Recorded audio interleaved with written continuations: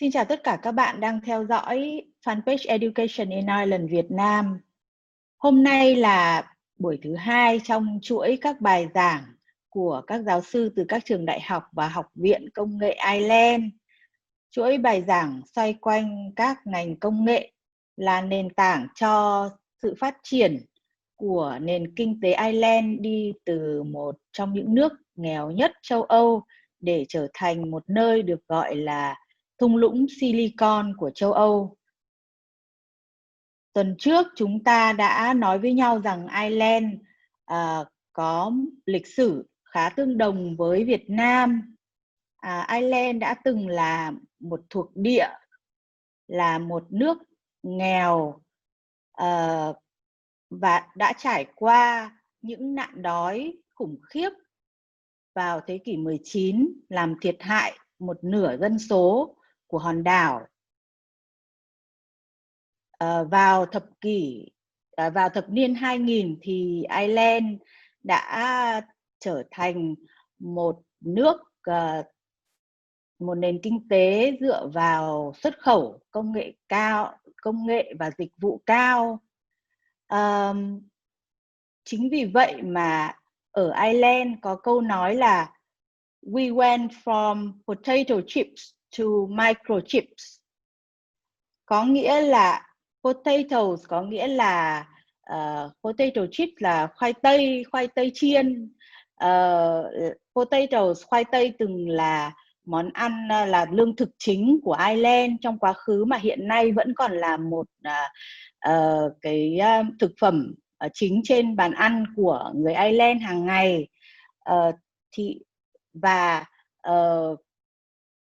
Cái câu nói đó có nghĩa rằng là chúng tôi đã đi từ khoai tây chiên là dựa vào một nền kinh tế và một đất nước nghèo, đến microchip, tức là đi đến vi mạch. Như vậy là chúng ta có thể thấy là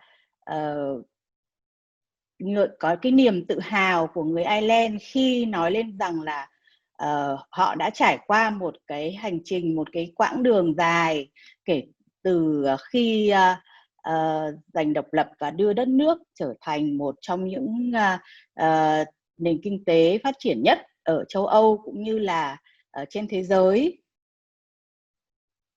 Và hôm nay chúng ta lại cùng nhau tiếp tục cái cuộc khám phá hòn đảo Ngọc Lục Bảo và những gì giúp cho hòn đảo này đi từ khoai tây chiên đến vi mạch.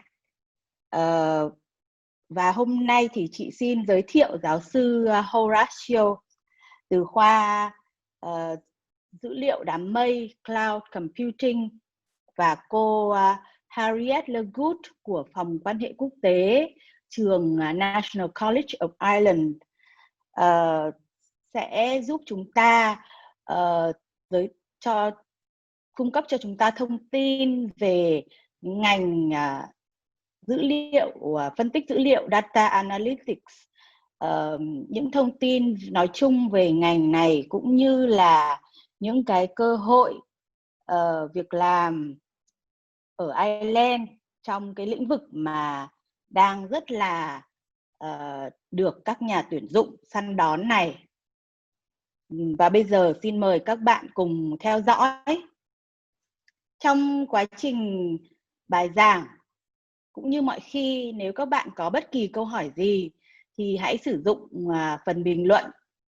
Các cán bộ giảng viên của National College of Ireland cũng như team Education in Ireland Việt Nam sẽ sẵn sàng trả lời. Well, thank you, Professor Horacio and Harriet for joining our virtual public talk series. So how are you today? Not bad. Thank you. Well, good. And so is it warm today in Dublin? No, not where I am. I'm just outside Dublin, and it's quite wet and windy today. But I hope later in the week it will improve a little.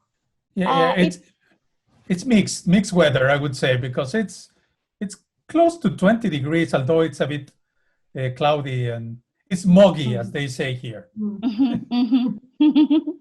But it shouldn't be that cold this time of the year, right?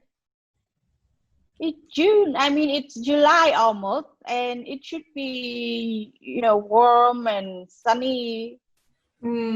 Usually it is up to very recently. We had really nice sunny weather, and we hope it's going to return soon, because usually the summers in Ireland are nice and warm and sunny. Not hot, I don't think, but nice and warm. Not 43 degrees No. like where we are now. No, definitely not. Where I am now, they can fry eggs on the street. Oh wow! No, we can't do that. They put eggs on the street to have an experiment, and it does cooked. Does get cooked. Right. Okay. Well, thank you very much for joining our series again. And now I would like to ask Harriet to start.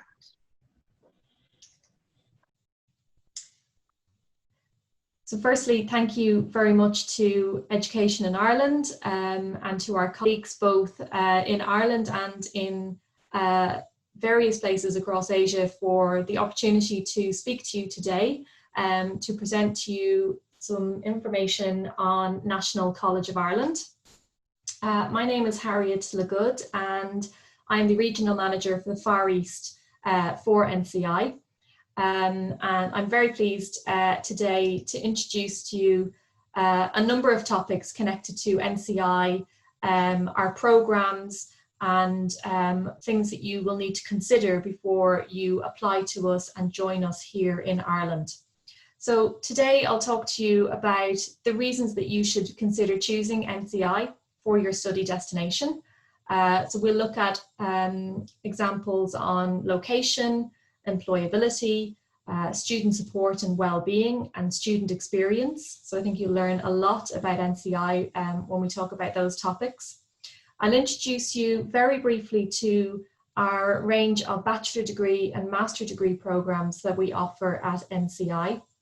And I'll talk a little bit at the end about Ireland and NCI's response to the ongoing COVID-19 situation, which I'm very happy to say is very positive here in Ireland at the moment. So let's start by looking at some basic information on NCI. NCI is a government-funded, not-for-profit institution. We're a little different to some of our colleague institutions in Ireland. We're not a public university, but we're not quite a private college either. Our not-for-profit status means that any profit that is made or any revenue that is made by the college is reinvested back into NCI for the benefit of our students, our facilities and our staff.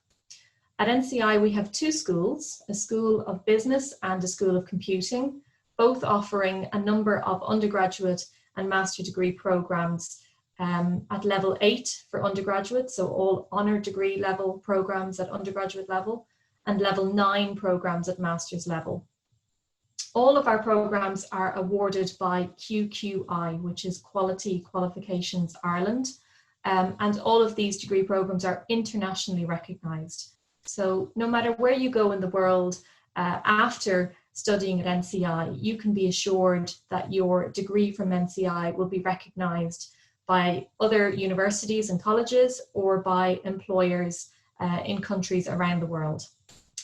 NCI is quite a small college. We have just under 6,000 students, and of those 6,000, around 1,200 come from outside of the EU. So we have about 1,200 international students, and about 80 plus nationalities are represented on campus. So our students come from many countries all around the world. Last year in 2019, NCI achieved its first international ranking or international rating from QS Stars. QS Stars is essentially an audit of an institution where they will look in great detail at the quality of what you provide to students. So everything from your programs to your staff, your facilities, your policies on inclusiveness and internationalization, your success and employability, all of these different areas are looked at in great detail, and an institution is rated or ranked accordingly. NCI were delighted to achieve 4 stars overall in the QS stars ratings last year, and we received the maximum of 5 stars in a number of categories, including employability and facilities and inclusiveness. So I'm sure that this will give you just a little bit of an insight into the quality institution that we are. So why are international students choosing NCI for their destination? There's lots and lots of reasons, but as I mentioned earlier, we'll just look at 4 general topics today. The first of those is location. You know, the location is going to be one of the first things that you consider when you're thinking about studying abroad. And we're really pleased in Ireland that we're seeing more and more international students from around the world choosing Ireland as their study location or their study destination. One of the reasons they're doing this is because Ireland is consistently ranked as one of the safest countries in the world. You want to make sure that you're safe and secure in where you go to live and study. And this high ranking that Ireland achieves every year should give you confidence and comfort in coming to live here. Ireland has been voted one of the top 20 countries in the world to visit this year in 2020. So we have a very beautiful country with really friendly people and a fantastic, interesting culture, all for you to get to know and to explore. Dublin is a very popular city for students. It's a very young city, it's fun, it's beautiful, and there's lots and lots of adventure for you to discover when you get here. It's also what we like to call your gateway to Europe, because you can fly from Dublin to many places across Europe in just 1 or 2 hours. So London, for example, is just under an hour's flight away, and many other capital cities or key cities across Europe are 2 hours or less. NCI itself is located in the city centre of Dublin. We have a fantastic location in Dublin's International Financial Services Centre, or the IFSC, which is home to well over 500 companies, all connected to finance and financial services.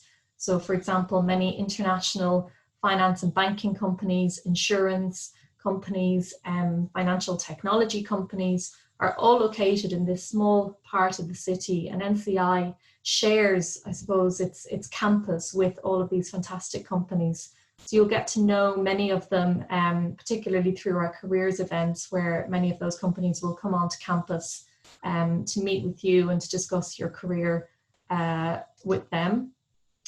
The map here will show you a little bit more of our location and the surrounding areas. This is an aerial shot of part of the city centre of Dublin with the beautiful River Liffey running through the centre. You can see that NCI is located just next to PwC and KPMG, Citibank, the Central Bank of Ireland. And just across the river, we have an area called Silicon Docks. Now, Silicon Docks is modelled on an area you'll probably have heard of before, Silicon Valley in California in the US. And Silicon Docks in Dublin is home to many of Ireland's IT companies and internet-based companies. So you'll see there, for example, Facebook, Google, LinkedIn, Airbnb are all located just within 10 minutes walking distance of the NCI campus.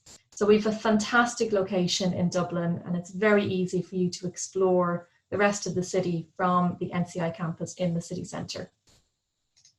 The second reason I wanted to mention that students are choosing NCI to study is employability.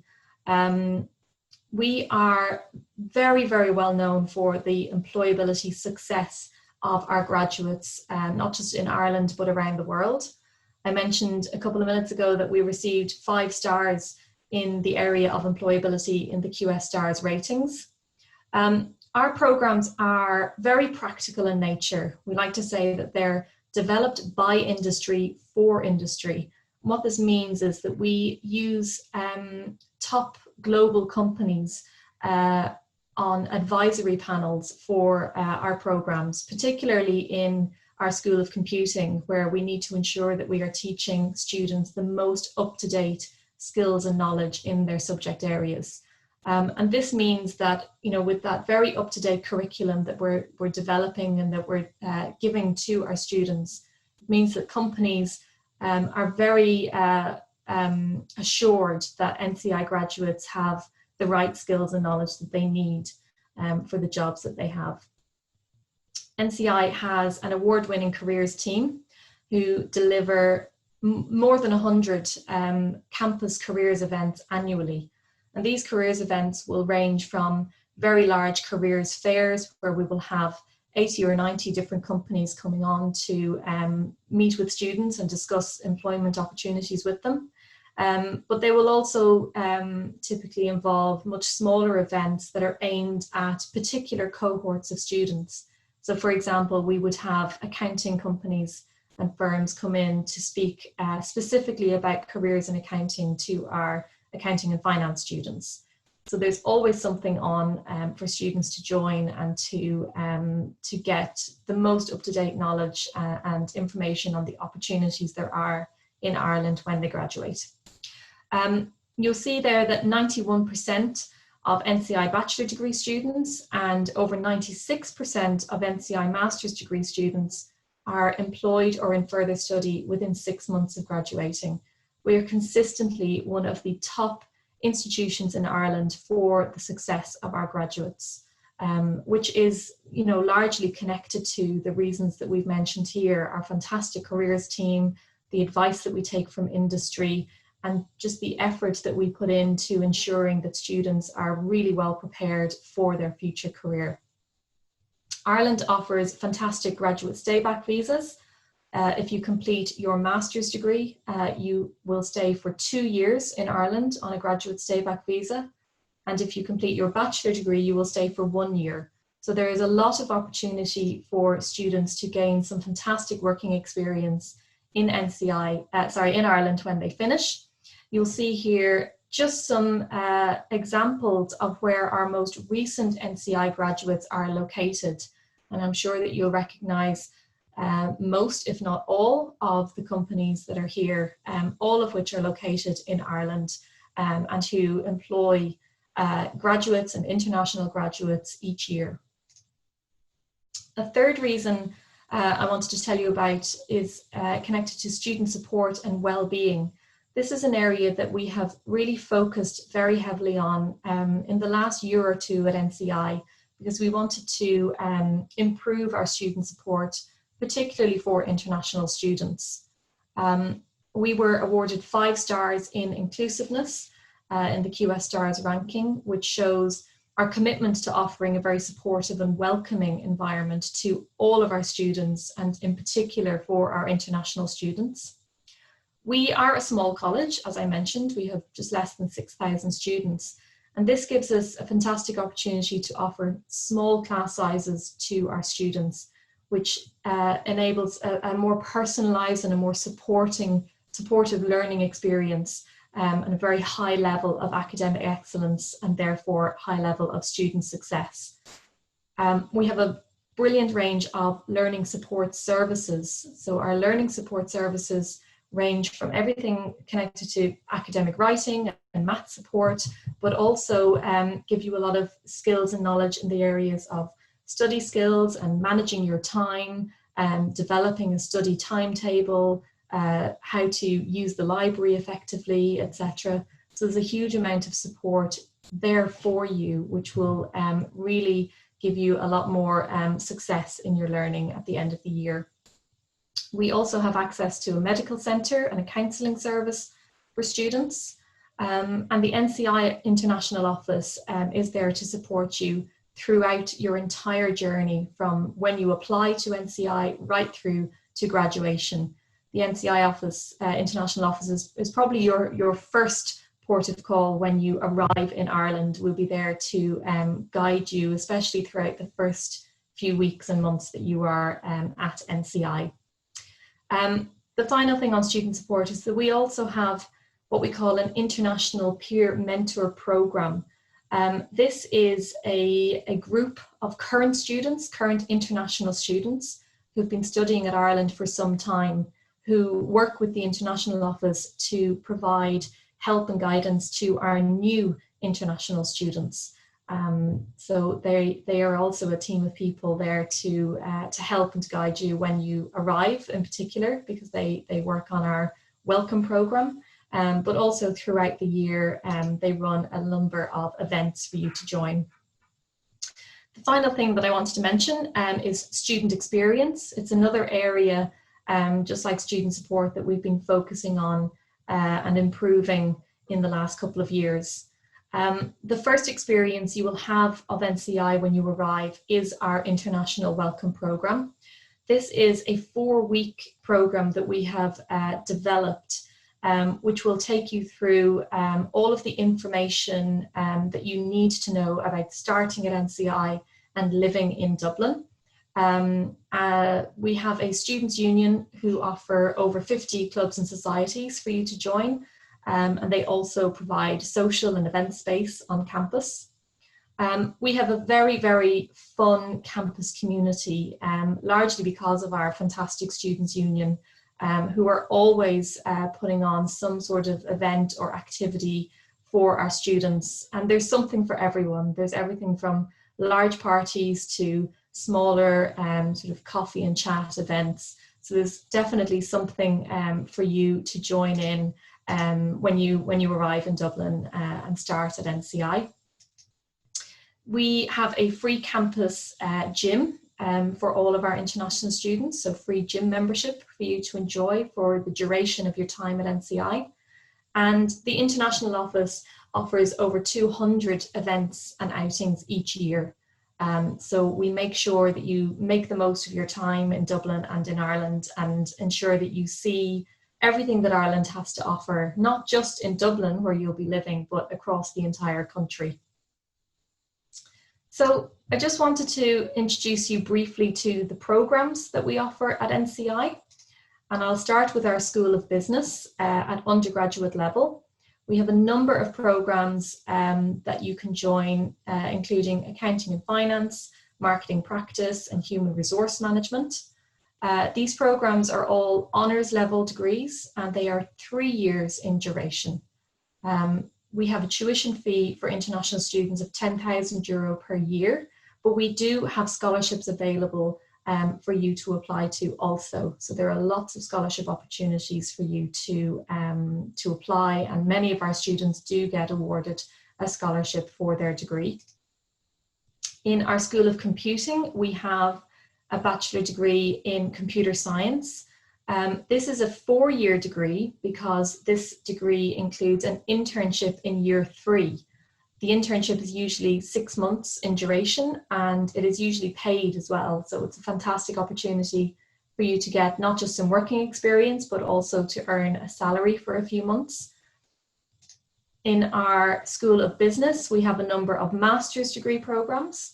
The master's degrees are all 12 months in duration or 1 full year in duration. And you can choose to join anything from finance to marketing, entrepreneurship to international business, or human resource management, which NCI is particularly well known for.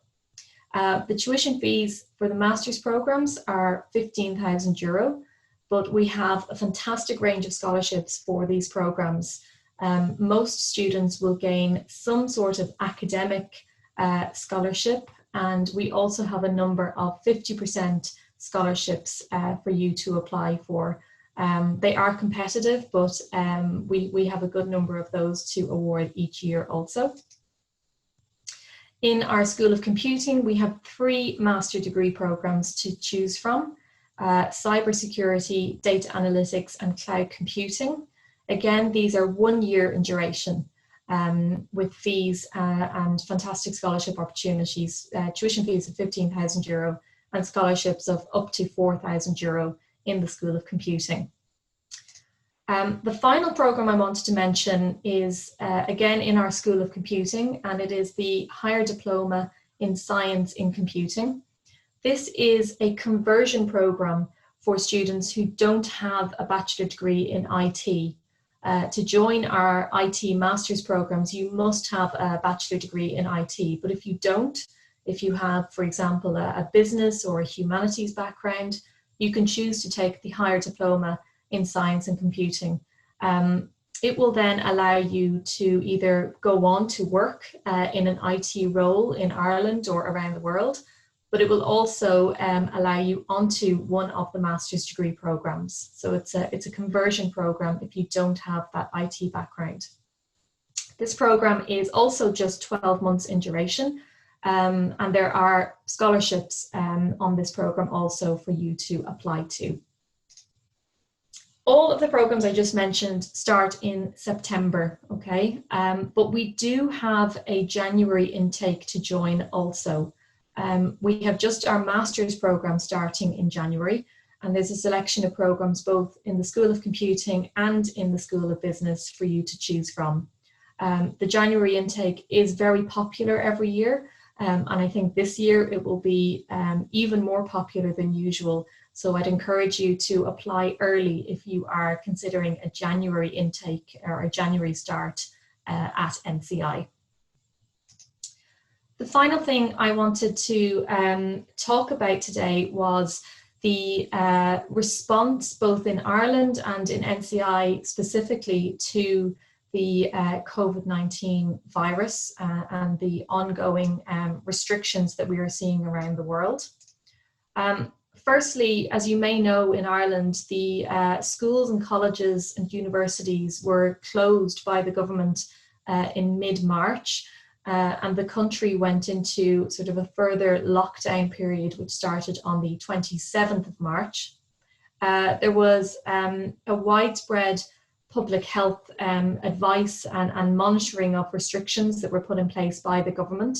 There was also financial support for those who were temporarily out of work when the country went into lockdown. And this included financial support for international students who had maybe lost their part-time jobs in that time. The government was fantastic and still is fantastic at updating us all on a daily basis with a national news conference, just to reinforce that public health message and advice, and to give any new updates or information to us all. So we've been kept very much up to date by our government. We have had very widespread testing of the population, which has helped to identify new cases in the population.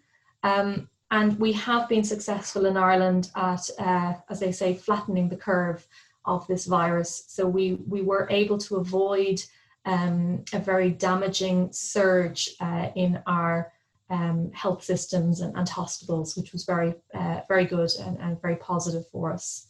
The rate of infection, or the R number, is staying below 1 even as we continue to reopen the country, which shows the enormous effort of the Irish people and everyone that lives here in fighting against this virus and getting the country back on track.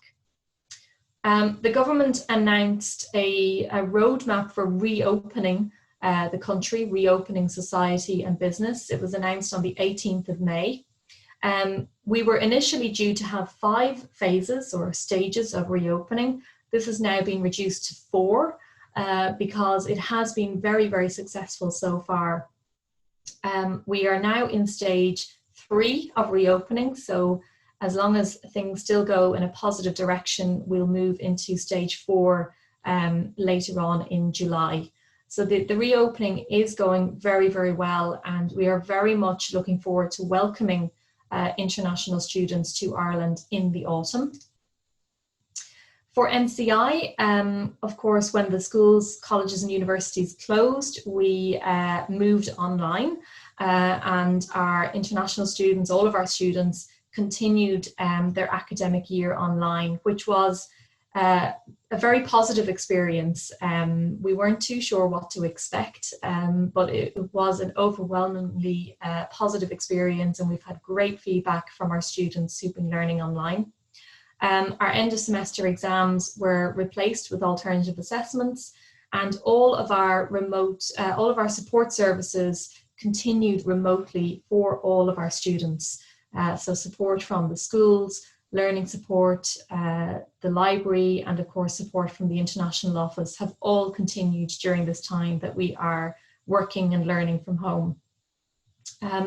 We have been continuing to accept applications for all of our programs at both undergraduate and postgraduate level, and we are sending offers to students all around the world and encouraging them to move through those admissions processes to ensure that they're ready to start on time in the autumn in Ireland. The final thing to mention is looking ahead to the new academic year, the new 2020 academic year. I can confirm that our programs will start at bachelor degree level. They start on the 28th of September, and at master's degree level, they will start on the 5th of October. Our programs will begin largely online because we are under some restrictions still in terms of social distancing and how many people we can have indoors.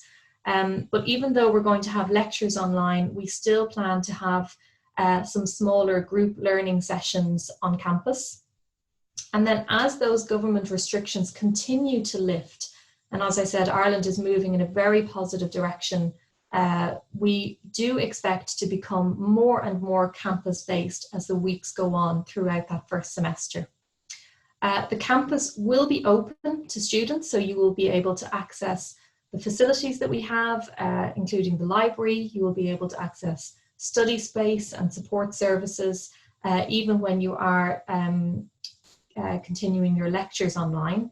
And as an international office, we still plan to run most, if not all, of our fantastic events, both on campus and around Dublin, so that you can get to know your surroundings and of course get to know other students and start to make friends and networks in your program and in all other programs across the college. So I hope that that has given you a little bit of insight into NCI, and I'm sure that it will raise some other questions for you, which you're very welcome to contact us about and ask any questions that you have, to ask how to submit an application, or if you want more information on our programs or our scholarships, please do get in contact with us, and we'll be very, very happy to work through all of that information with you, and hopefully get you an offer to study at NCI this year or next year, depending on your study plans. So I'd now like to introduce you to my colleague, Dr. Horacio González-Vélez, who is an associate professor and founding head of the Cloud Competency Centre at NCI. Dr. Horacio directs Ireland's NCI's cloud and data analytics infrastructure and our postgraduate programs and a number of research projects and activities at NCI.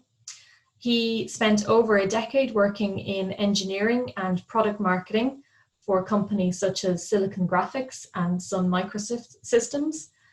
He earned a PhD in informatics from the University of Edinburgh in Scotland, where he also conducted postdoctoral research. Dr. Horacio will talk today about big data and how it is changing the way we work. And in particular, he will look at trends in cloud and big data, particularly connected to the jobs that are being created in those areas in this information age. So I hope that you will enjoy listening to Dr. Horacio over the next few minutes. Thank you. Thanks a lot for a nice introduction, Harriet, and indeed Mai for the invitation to talk on this live stream series 2020 of Asia. Harriet was saying, my name is Horacio González-Vélez, and I will be talking about cloud and big data, changing the way we work. Okay? First, I will give a bit of an introduction about myself. It's literally just to reinforce what Harriet said, and about Ireland, because this is of particular importance. So in terms of my career, I have spent a number of years in education, as anyone else in this field. I have a BSc, an MSc, and a PhD in computer science. And specifically, I spent over a decade in innovation-driven companies, namely Sun Microsystems, the inventors of Java and other technologies, as well as Silicon Graphics. And I've been in academia since 2012. I am part of NCI. I always joke that for anything else, you can always ask Google. Because if you type cloud and my first name, Horacio, H-O-R-C-I-O, you will get all the information about myself. So it's quite simple. So I will first give you an idea on the presence of ICT companies in Ireland, and more specifically in Dublin. So first of all, Ireland has one of the highest concentrations of ICT companies possibly in the world, second to Silicon Valley and other destinations such as that. But it's quite interesting that NCI is right there in the middle of that. So we are at the NCI campus is about 5 minutes walking from Facebook, and at the back of us is City, and just all consultancies are in that area known as the IFSC. So if you ever been to Dublin, we are just about 500 meters from the main convention center. And so you may have seen in the news last weekend that we have a new tea shop, and the Doyle,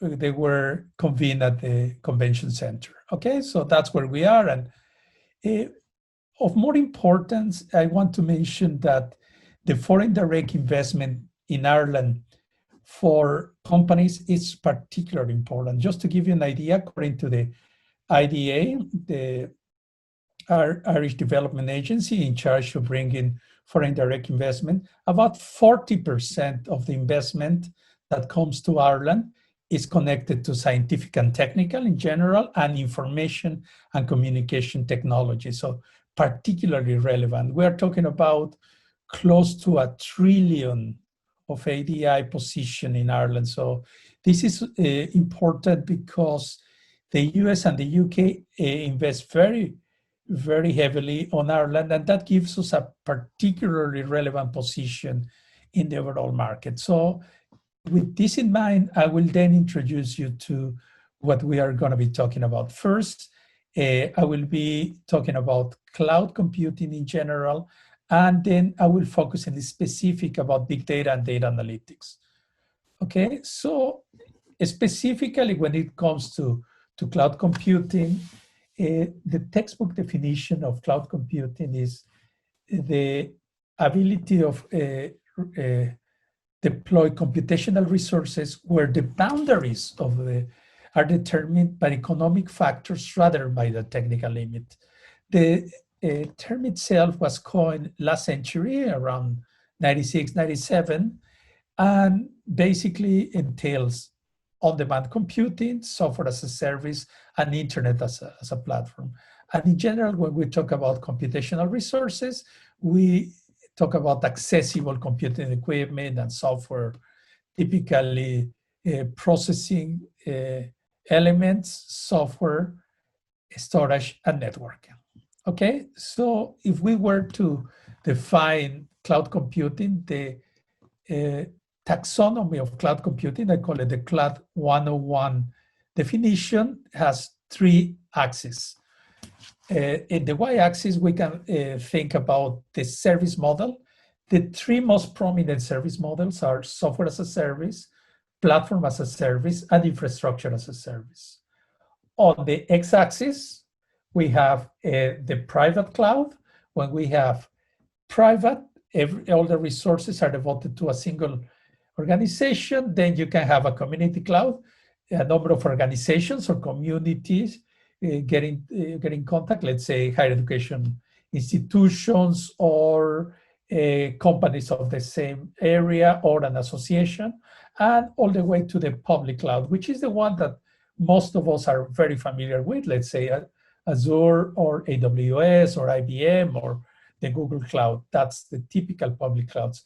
But much more important are the essential characteristics. The essential characteristics are what it makes a cloud a cloud. That means resource pooling, putting together resources that otherwise would be disjunct. Typically, you can have a number of servers, hundreds of servers potentially, putting them together. And for that, we can call it in the same way we think about utility computing. When we have utilities, think about your electricity or your mobile phone, you can increase the amount of services or decrease it without problem. So the electricity company puts together electricity substation generation facilities, and then you have elasticity. Elasticity means you can increase the amount of electricity that you're using or decrease it. In the same manner, you can do it with cloud computing. You don't have to fund your company to say, okay, I'm going to organize a party this weekend, so I need 4 kilowatts per hour more than the usual I have, or I'm leaving my house to go on a holiday and I'm not going to be using electricity. It simply increases and decreases automatically. That's elasticity. The same happens with computing resources. You can increase the amount of processors or decrease it in the same manner, and you can do it yourself in the same manner that you do it with electricity. That means on-demand self-service. You increase the amount of electricity that you're using or decrease it. Same with computing resources. The service is measured. You can check your electricity meter. Same with computing. You can check the amount of processing that you're using, the amount of storage, the amount of networking, and the same manner that you access the electricity via the electricity grid, you can do it with computing via the internet. So that's what I call it, the Cloud 101. And of particular importance is that security is embedded into cloud computing. So if anything, cloud computing, when correctly managed, is more secure than on-premises. So I call it deter, prevent, detect, and correct. So you have to deter people from entering the premises, prevent that they enter, detect when they are in, and correct the issues. So it's a typical misconception that can have less security. So after this, the reason I presented cloud computing is typically cloud computing should be conceived as the infrastructure for anything that has to do with computing. So from that perspective, those people who are more interested in programming in infrastructures and on that side, typically go into cloud computing. People who are more interested in the analysis of data and the implications typically will go into big data analytics. So I will go then into the introduction into big data, which has been the primary focus of this talk. Okay, so I have in this case a slide of an internet minute. That means in 2020, at the moment, in the minute that this slide will take, you never know, but there will be 1.3 million people logging in, about 19 million texts sent, but much more interesting, there will be 4.7 million videos in YouTube viewed just in 1 minute, and about 750,000 hours on Netflix watched. So imagine 750,000 hours watched. Okay, about 1.1 million spent online and 2.5 million of snaps created. And of course, there will be 200,000 tweets being issued and about 700,000 Instagram. So all that in 60 seconds. So just all the time we're creating data. We as users are in a continuous creation of data. And this is important because data is only as good as I can analyze it, turn it into information, and eventually into decision making. And that's what we are looking at when we talk about data analytics, okay? Specifically, when we talk about big data, we talk about the 4 V's of big data. And the V's are volume, variety, velocity, and veracity. So that means this slide specifically was created by IBM with the help of a number of stakeholders, namely McKinsey and Cisco and Gartner and EMC, so industry main consultants, and IBM created this. And volume refers to the scale of data. So by the end of this year, we will have 4 zettabytes of data. So that means 43 trillion gigabytes.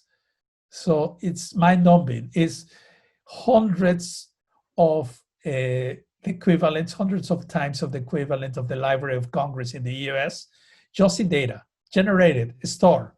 What do you do?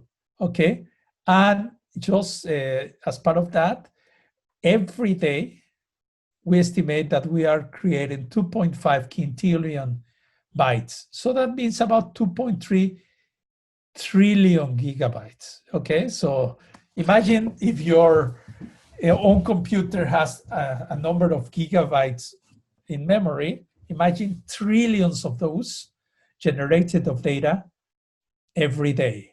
And of course, it won't be a surprise that about 6 billion people have a cell phone, given the fact that the population in the world is just over 7 billion. And most companies, any company that you can look at, has 100 terabytes, give or take, at least, of data. That's volume. But of course, we have to look at the variety of data, the forms of the data, the formats, okay?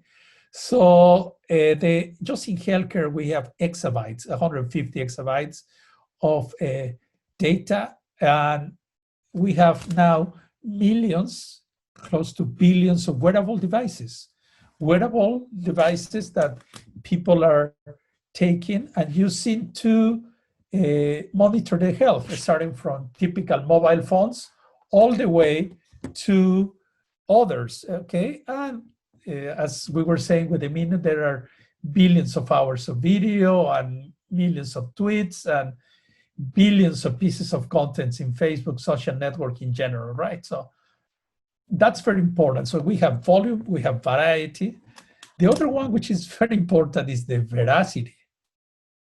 Because no matter that we have so much data and so many varieties, 1 in 3 business leaders don't trust the information they use to make those decisions. So it's very important. And the poor data quality cost just the US about 3 trillion a year, US dollars. Basically, 1/3 of people do not believe the data is accurate. Okay, so just like that. So the veracity is a real issue.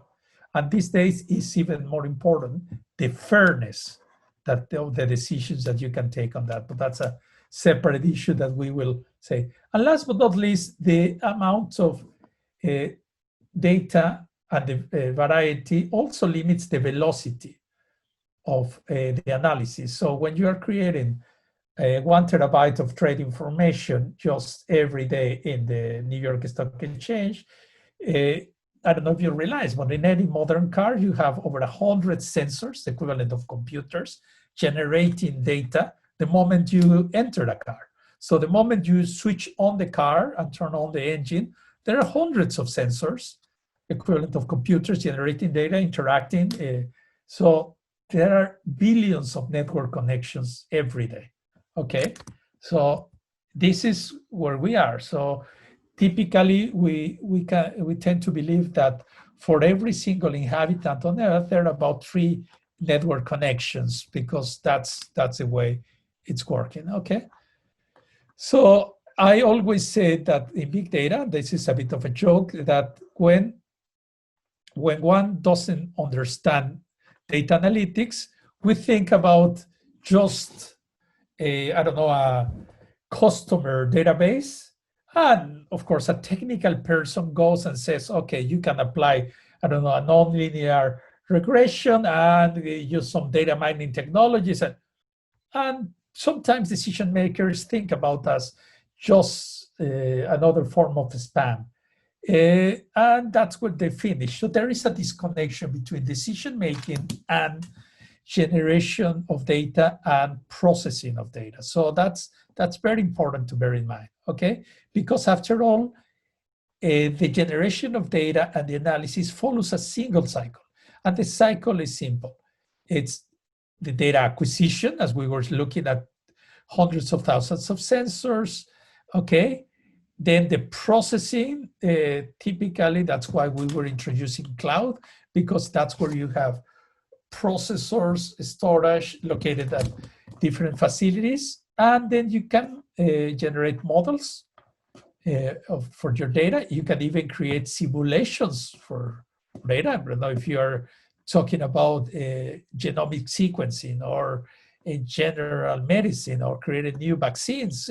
Of course, you need to create simulations, then analyze the results and via some analytical techniques. And this cycle keeps repeating. So that's a typical way of we use in cycle. But just to give you an example, in genomics, so I have used an illustration of the Human Disease Network. This was presented a few years back by the National Academy of Sciences in the US. And the diameter of the circles illustrates the number of genes that you require to study different diseases. So as an example, it won't be a surprise that one of the most demanding, genomically speaking, diseases is leukemia. And leukemia, of course, is connected to colon cancer and a number of cancers as located in the left bottom side. And so, but more interesting, there are things that require lots of genes to be studied and modeled, such as deafness.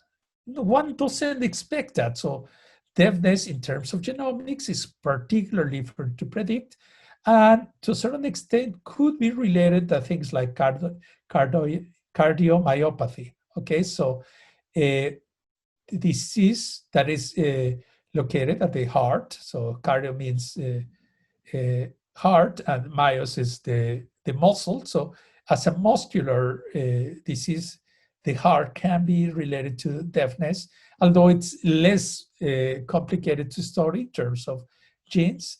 And more interesting how they can be related to things like obesity or diabetes or others. So this one just gives you an idea of the complexity of analysis that one requires to be able to make sense of genomics. And of course, this follows the cycle: acquisition, processing, model and simulation, analytics, and the results, and going back.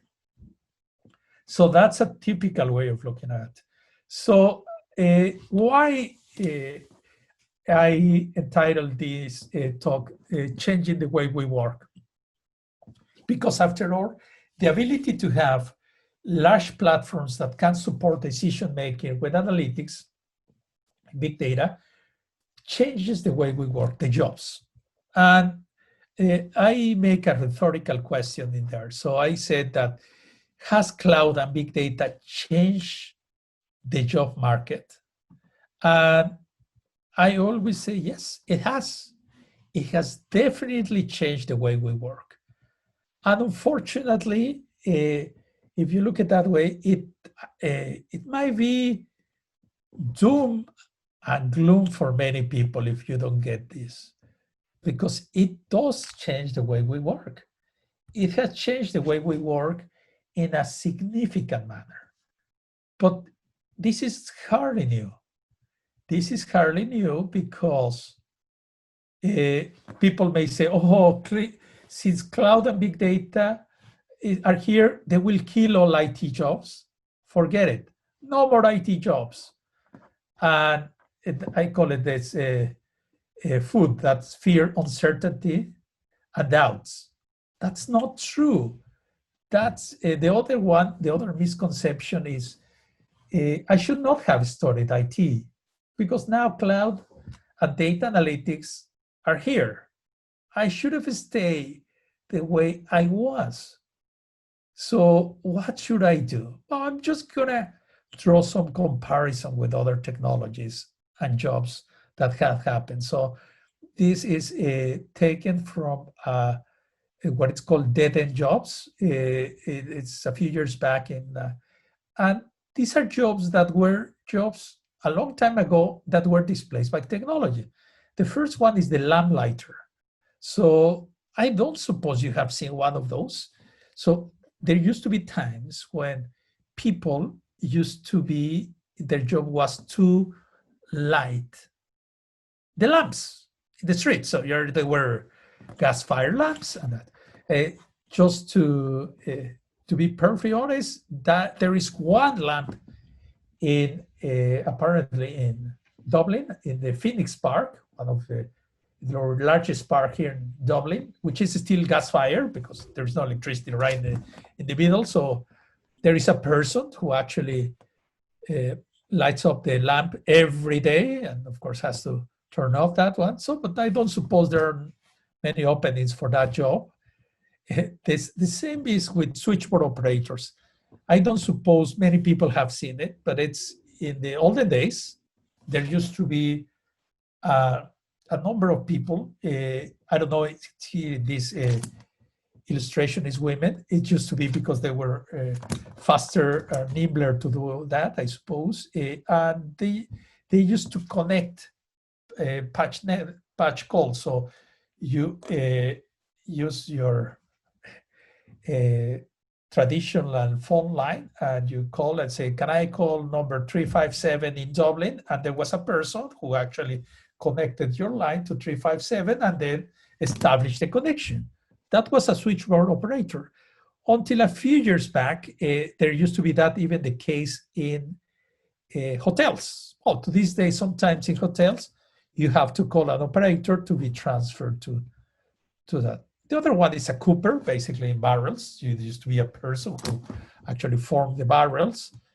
An elevator operator, unless you are, I have seen it just in a few places these days, typically very posh places where you actually go into a lift, into an elevator, and there is a person who presses the buttons for you. In posh places, it's just to avoid you the hassle of pressing the buttons, but it used to be the case that requires certain training in a lift to actually be able to press the buttons to go to the desired floor and to unlock it and make sure you open a trail. So that's clearly not the case, and used to be music store employee. You used to go to a music store, yes, and ask to a person what was the first, record release, and that person was a connoisseur, and he could tell, or she could tell you what to do, where to go. I wonder, I mean, these days with iTunes and other options, you don't buy really music in a real place. It's gone. Just a travel agent. When was the last time that you had a boarding pass, a physical boarding pass, and you bought a ticket and it was filled in by hand? That's simply gone. Those days are gone. And even more, a journalist, in the sense that the journalist typing and doing copy editing, it's gone. So in a sense, there are many jobs that have been deprecated by technology and specifically by IT. Copy boy. There used to be a person whose job was just to make photocopies. Or a typist, a person who was well trained in just typing. Okay, it's really fast. I don't know, 50 or 60 or 100 words per minute, or a typesetter when you needed to have something formed for a newspaper or for a magazine or for a journal. There used to be a person who formed the original into a typesetter and then printed. So gone. So because those jobs, copy boy, typist, typesetter, can be done by any one of us. But more interesting is who's next. The next people to go, you'll see them in many places, is toll booth operators. So in many places where you have a toll road, there is not a person who actually you can pay to. Normally it's just automated, and In a few places you have the option, but mostly it's automated these days. There are no cashiers or operators. Marketers, interesting. Customer behavior is now automatically analyzed. Of course, when you use Google or search engines, so basically your patterns are being recorded and are being analyzed by behaviors. No longer you need a focus group to launch a new product. And so it's less and less. Customer service. When you enter a portal, it's quite typical that you can interact with a booth, right? You interact with something, a program that you can ask questions and deliver, or a finance middleman. You don't actually have to know how to invest or where to invest and get advice. No, it's the age of the Bitcoin these days. Product advice on cars. When you, in general in products, you rely on crowdsourced data on other reviews, and then you start doing that. Journalists for the personal commentary, lawyers for automated contracts, phone workers, billing. I mean, the billing of your own mobile phone is automated. It's just posted, right? But what are the options then? So I wanted to show you that technology has created jobs rather than only destroyed them. It is now a clear indication. So I call this one in the Irish trenches because literally as of the 22nd of June this year, so last week, there are 730 openings in cloud computing, in cloud jobs in Ireland. You have to take into account that Ireland as a whole is a small country. We have 5 million people, just short of 5 million. So, however, jobs, technical jobs are in high demand, and just out of this is a very unscientific poll. I went into monster.ie, one of the main portals for jobs, and I found 730 jobs, real jobs, which require knowledge in cloud computing. And in the same token, I did a similar search for data analytics, and I found 556 jobs, exactly the same day, 22nd of June, last week. And it's really an important part. So there are 556 companies, places that are requiring professionals, well-trained professionals in data analytics. So what it means is that cloud and data analytics are not erasing the jobs, are just changing the way we work. They are highly sought after skills these days. And for that, I have to refer you, if you need to learn about cloud computing and analytics, one of the best things to do is to actually go for resources. So if you're really interested in technologies, I encourage you to find out about this in one of our 2 main programs. So the Cloud Competency Center, I'm the head of the Cloud Competency Center, has 2 programs, 2 MSCs, one in cloud computing and one in data analytics. And these MSCs are of particular relevance, as I was illustrating, in the job market these days. And just to conclude this talk, I would like to talk about the next frontier, the trends of what is going to happen, okay? So I believe that what is next is what it's called data-driven decision-making. So if we can improve the veracity of data, coping with the volumes that are being generated, okay, and feeding in with that required velocity, okay, in the different formats, okay, that we have, we can have what is called data-driven decision-making. And the typical way that you can see is an example in healthcare. We want to use more a personalized health. So rather than have the same treatment for a given prognosis for an individual, we have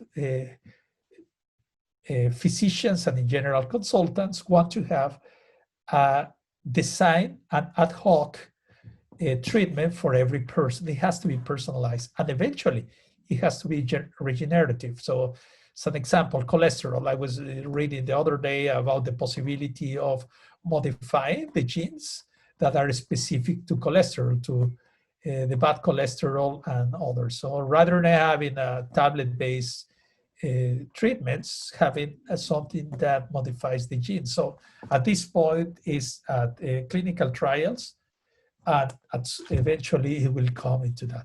The other one is finance. So the possibility of trading, bidding, and consuming in a more interactive way using data. And another one that will see a significant change is insurance. So these days, if you want to insure your car or your house, you get a quote for a general user. So they ask some general questions about if it's for your car, age of the driver, and the profile and neighborhood, and a couple of others. But it would be more interesting to actually have driving patterns. Some companies here in Ireland, and generally in some countries, install physical black box into the car, which actually records the patterns of the driver. So speeds, how much you brake, the number of kilometers, and all that, and they can decrease or, of course, increase your premium on a per year basis. That is sort of things that we're looking at in data-driven decision making. And that follows demographic trends. So as we all know that people are living longer. This is from the, of course, from the Ireland patterns. So you can see that males and females are living longer. Typically, females, women tend to live a few years more than men, but in reality, although Ireland is a very healthy society, we still have, we can see that it's no longer a pyramid, but it starts to be more inclined to have it, more people that will live, according to these projections of the CSO, by 2046, they will surpass the 95 years of age. So that's something to bear in mind, because that will lead us into personalized medicine, which will include genetics, what I was talking about the whole time, and big data, and to have precision medicine that's stratified, so bespoke treatments for individuals. And that will give us what it's about that. So I will argue that cloud computing and big data will disappear. And will disappear because it will become computing, it will become mainstream. And the reason it's because it's all about personalization. As I was saying, everything is going to be personalized. So I make no secret that I like American football and the NFL.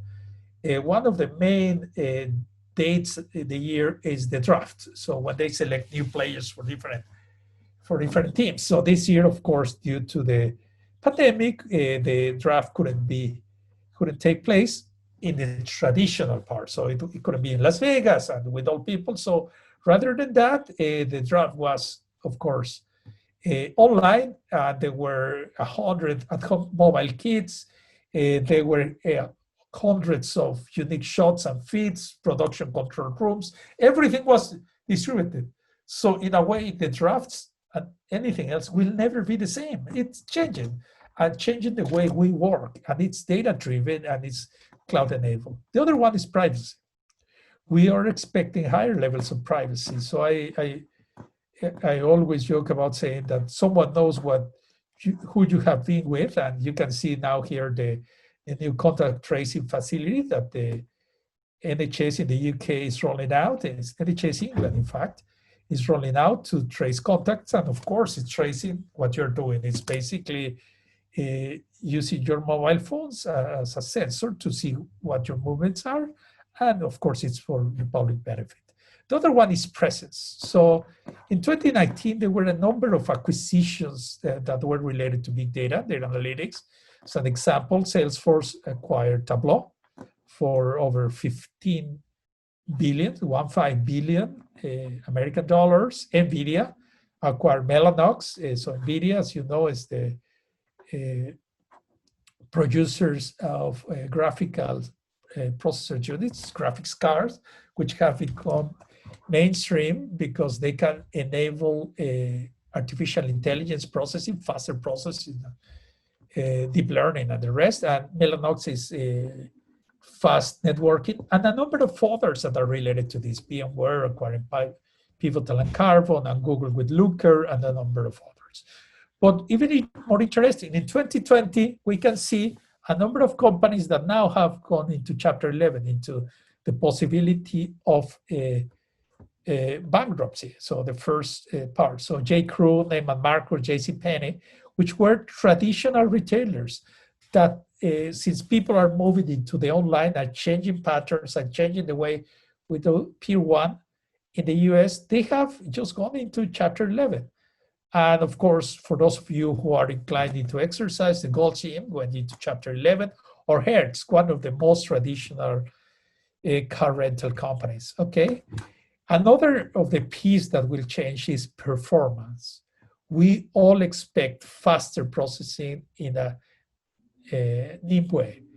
Nimble means potentially elastic exascale computing. So as of June 2020, the fastest supercomputing on Earth is the Fugaku supercomputer installed at the Riken Research Center in Japan.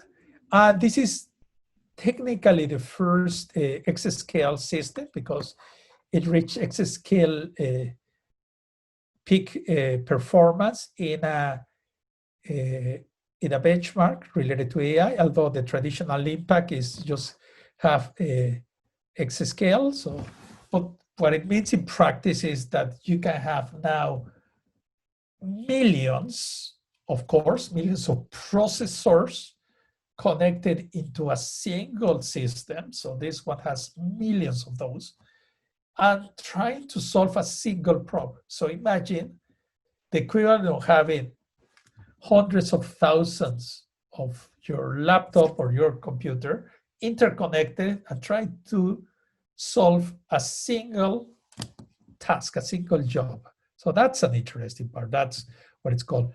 But above all, it's about possibilities, about the use of cloud and big data, data analytics into solving issues. So with this, I conclude my talk. And I said that if you're really interested in this, I strongly recommend you to get in contact with the NCI International Office and Education in Ireland for further details to advance your career. Thank you very much for your time today, and I'll open to any questions at this point. Thanks. So, thank you very much, Horacio. That was really, really interesting. And I've worked for NCI for over 3 years now, and I still managed to learn a huge amount from your talk, even though I've learned so much about data and cloud in the time that I've been with NCI. I just have a couple of questions because the answers may be interesting to those students that are listening in today and watching today and you know, wanting to learn more about these subjects. So the first question is, you mentioned, you know, the importance of data, you know, particularly in the age that we're living in today. Do you have any sort of suggestions of how do we trust, or how can we trust the data that we have and that we work with? First of all, there are a number of techniques to do that, basically to improve the quality and the accuracy of data, what we capture. And those sort of techniques are typically, I mean, I don't know, a t-test, are typically taught as part of the standard courses in the MSc in Data Analytics at NCI. So people who are interested in improving the veracity or any of the V's or the velocity of coping with the volume, I encourage you to get a proper training in data analytics. So that's the sort of things that we teach at NCI as part of the MSc. So in general, the veracity will be as part of the statistical modules and the machine learning, and the others are in terms of cloud and certainly scalable systems programming is really intensive. Mm-hmm. Okay, thank you. Many prospective students may be a little worried about the impact of the current global situation in relation to COVID-19 and the impact that it's having on the IT sector globally, but particularly in Ireland, where they're planning to study, and obviously the employment opportunities.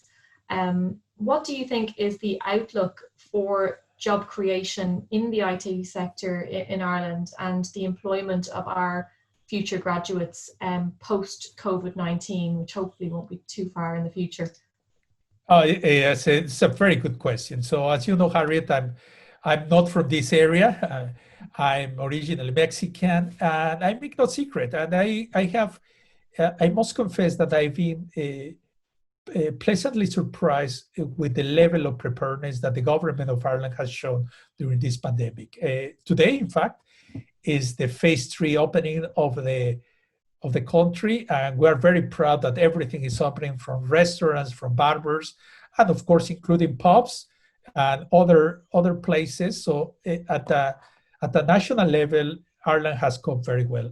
In terms of jobs and job creation, I try to illustrate that the industry hasn't stopped. So I put just very simple examples of jobs. In cloud computing, there are 730, and in data analytics, 556 as of last week. NCI specifically, one of our claims to fame is employability. We are consistently ranked at the top of the employability leagues in the nationally. Just to give you an example, the MSc in cloud computing showed 100% employability last year, which is the last that we have statistics for. That means within 6 months of graduation, any graduate who successfully completed the program up to the dissertation, the research project, obtained employment in cloud computing, in a cloud computing role. So that's really good. And specifically, analytics is another MSc that has high level of employability, typically above 95%. So the chances are really good, and the market hasn't stopped in Ireland. So it's good. We are getting used to, as they say, the new normal, but we're working away. And in IT, everything is expected. So we're doing well.